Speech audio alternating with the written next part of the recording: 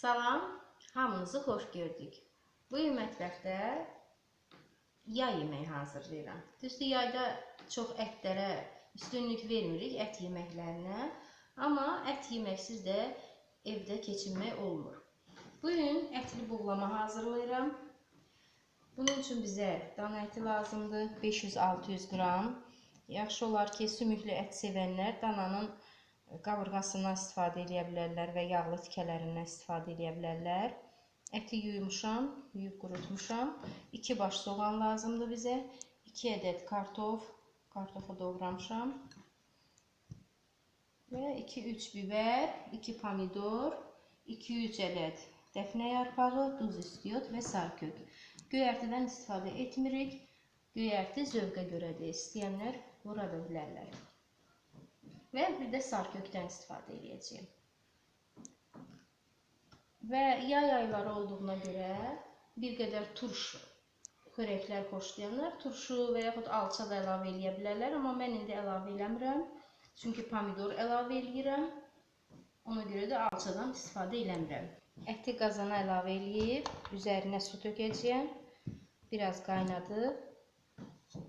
Kəfini yığmaq lazımdır. Artıq ət qaynayır və üzünə yığılan kəfini yığırıq.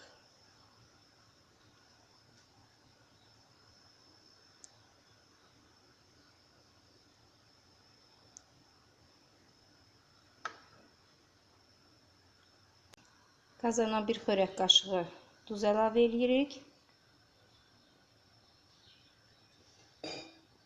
Və qapağını qoyub tam bişiririk əti. Artıq ət qaynayıb və sudan çıxartmışam. İndi qazana əlavə edirəm əti. Üzərinə sarkök,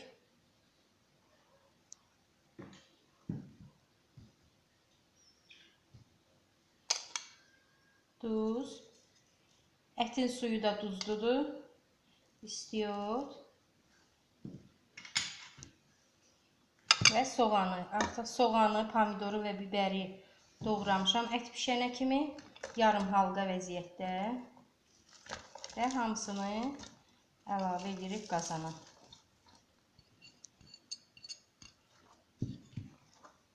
Üzərindən doğranmış kartof düzülür.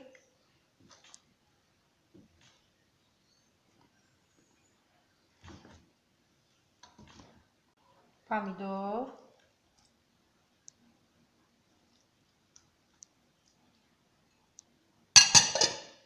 biber və dəfnə yarpağını əlavə edirik qazana.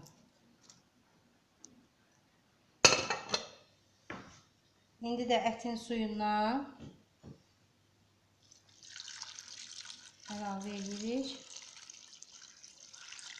Üzünə çıxana kimi.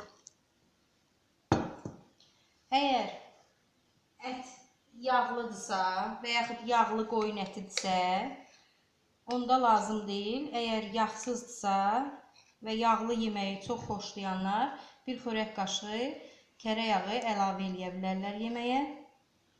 Və qədimdə belə yeməkləri saxsı qabda hazırlayıb ağzını xəmirlə bağlayırlarmış.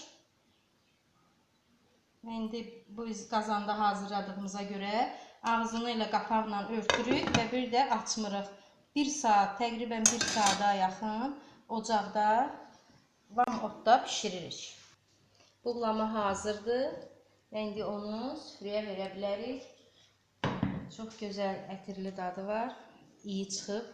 Dadı da yəqin ki, çox gözəldir. Dəfnə yarpağı yeməyə xüsusi bir dad verir. Həmçinin ətri gözəl olur. Buğlamanın suyundan, yağından üzərinə gəzdiririk.